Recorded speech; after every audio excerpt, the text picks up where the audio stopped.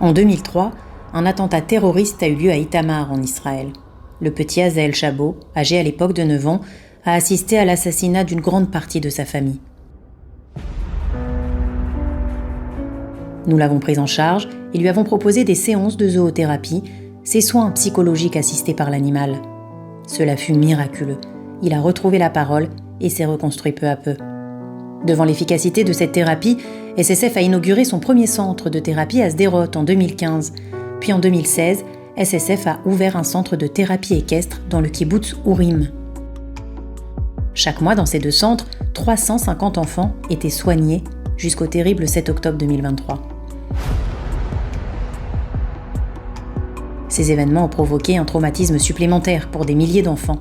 Nous pensons à ceux qui ont vécu des scènes d'horreur dans les kibboutz du Sud, qui ont vu leur famille massacrée sous leurs yeux, qui sont restés cachés, mutiques pendant des heures. Mais nous pensons également à tous les enfants du Sud et du Nord d'Israël, déplacés pendant des mois dans l'inquiétude. Aujourd'hui, tous ces enfants ont développé des troubles anxieux et ont besoin d'être pris en charge psychologiquement.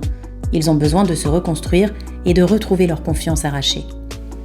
En attendant la réouverture de leur centre thérapeutique, fermé à cause de la guerre, nous avons créé une ferme thérapeutique avec des petits animaux dans un camion qui a parcouru le pays. Cela fait des mois que nous accompagnons ces enfants déplacés, puis les centres de Sderot et d'Ourim ont enfin réouvert. Grâce à ces traitements, des centaines d'enfants traumatisés ont retrouvé peu à peu leur équilibre. Aujourd'hui, nous devons faire plus, car la demande de soins est immense. Cette thérapie a fait ses preuves et elle est nécessaire pour des milliers d'enfants. Plus que jamais, nous devons maintenir ces programmes et créer un 4e pôle de thérapie dans la région du centre.